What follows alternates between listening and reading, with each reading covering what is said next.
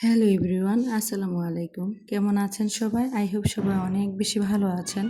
আলহামদুলিল্লাহ আমিও আমার পরিবার পরিজন নিয়ে ভালো আছি। যদিও ভালো নেই, হয়তো আমার কণ্ঠটা শুনে বুঝতে পেরেছেন। অনেক বেশি ঠান্ডা লেগেছিল, যার কারণে একদম গলা ভেঙে গিয়েছে।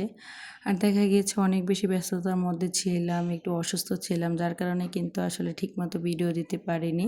তো যাই হোক, অনেক দিন পরে আজকে একটা ভিডিও নিয়ে এসেছি। আশা করি আজকের ভিডিওটি আপনাদের অনেক বেশি ভালো লাগবে। তো প্লিজ সবার কাছে ভিডিওর শুরুতে অনেক বেশি হার্ডলি রিকোয়েস্ট রইল, প্লিজ প্লিজ প্লিজ কেউ ভিডিওটা টেনে বা স্কিপ করে দেখবেন না, এবং ভিডিওটি দেখার সময় অবশ্যই ভিডিওতে একটি লাইক দিয়ে দেখবেন। আর যারা আজকে আমার চ্যানেলে নতুন জয়েন আছেন, ভিডিওর কোনো অংশ কোনো কথা বা কোনো কিছু যদি আপনাদের কাছে এতটুকু ভালো লেগে থাকে, তাহলে প্লিজ অবশ্যই চ্যানেলটি সাবস্ক্রাইব করে পাশেই থেকে যাবেন। পাশে থাকা বেল বাটনের অল অপশনটি প্রেস করে দেবেন, যাতে করে আমি কোনো নতুন ভিডিও ছাড়ার সাথে সাথে আপনাদের কাছে নোটিফিকেশন চলে যায়, আপনারা আপনাদের সময় সুযোগ করে দেখে নিতে পারবেন। তো আজকের ভিডিওটা আমি সকালে নাস্তা থেকেই শুরু করেছি। তো এখানে আজকে সকালে নাস্তায় ব্রেড টোস্ট করে নিচ্ছি, আর দেখা গিয়েছে চা করে নেব, যেহেতু গলা ভেঙে গিয়েছে। তো এখানে যার কারণে আজকে রং চাটাই করব।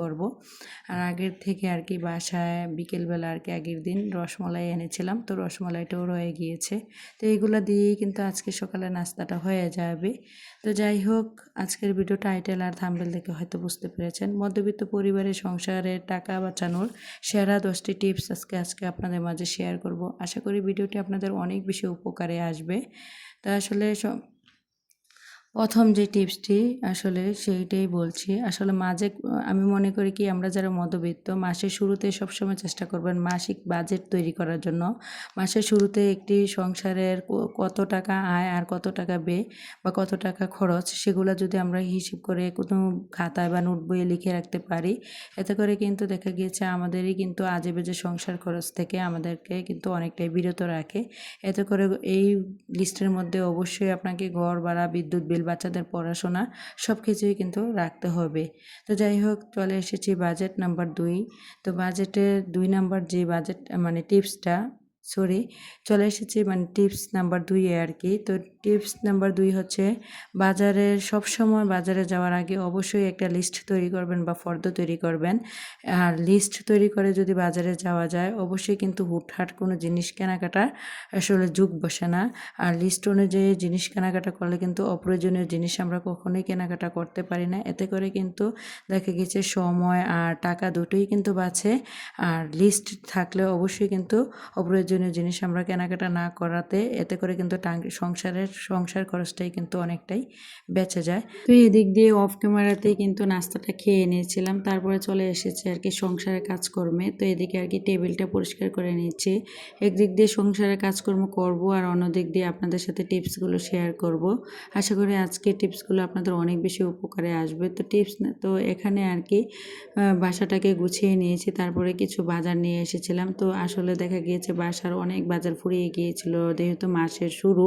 তো দেখা গিয়েছে অনেক কিছু শেষ হয়ে গিয়েছে, আবার অনেক কিছু আছে। দেখা গেছে এখানে চিনি, আটা, তেল আর কি সরিষার তেল এগুলো নিয়ে এসেছিলাম, আর কিছু কাঁচা সবজি বাজার নিয়ে এসেছিলাম।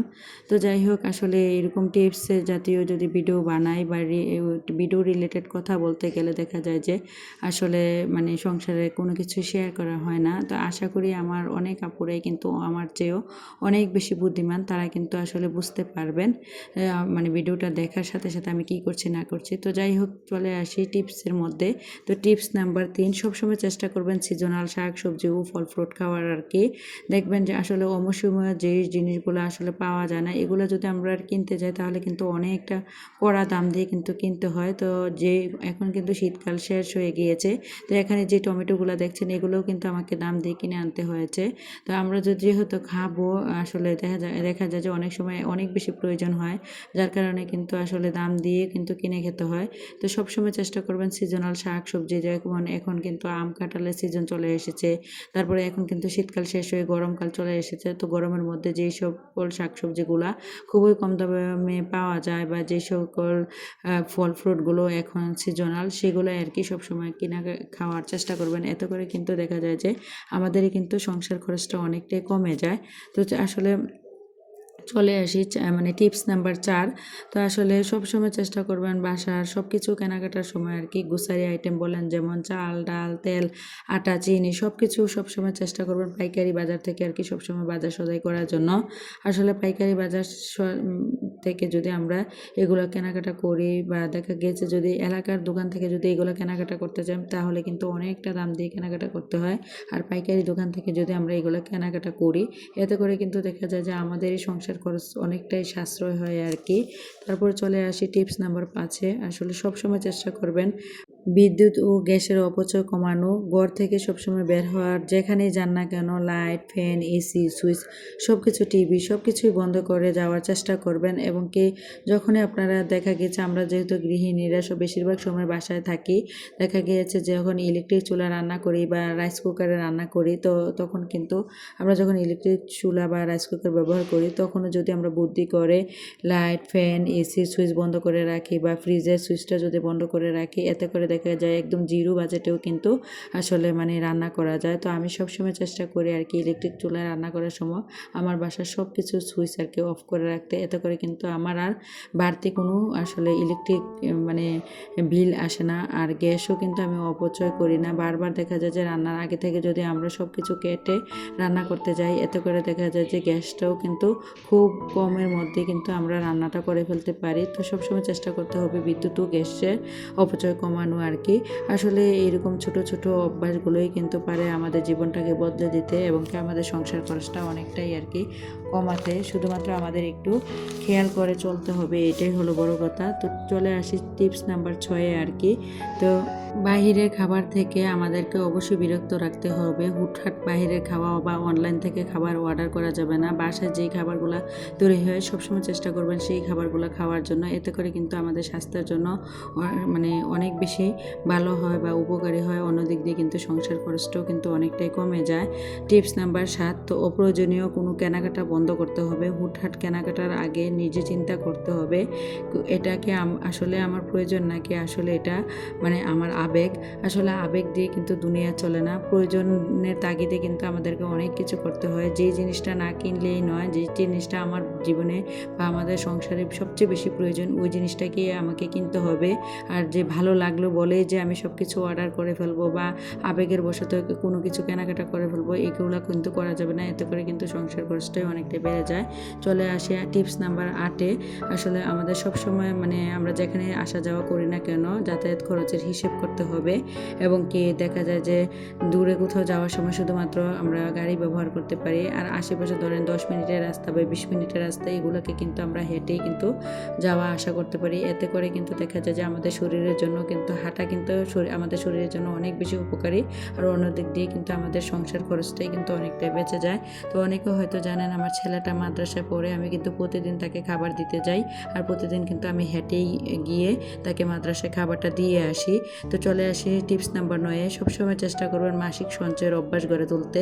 সবসময় চেষ্টা করবেন প্রতি মাসে যখনই বাজার করেন না কেন খুচরো যত টাকা পয়সা যখনই বাজার থেকে ফেরত আসে সব কিছু সবসময় মানে চেষ্টা করবেন একটা মাটির ব্যাংক বা দেখা গিয়েছে যে এই যে প্লাস্টিকের ব্যাংকে আর কি আপনি বেশি সঞ্চয় না করতে পারেন, কম হলেও যেন সঞ্চয় করতে পারেন সেদিকে আর কি লক্ষ্য রাখতে হবে।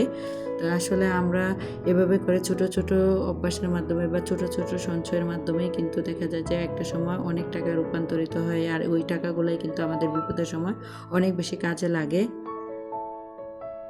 চলে আসি টিপস নাম্বার 10।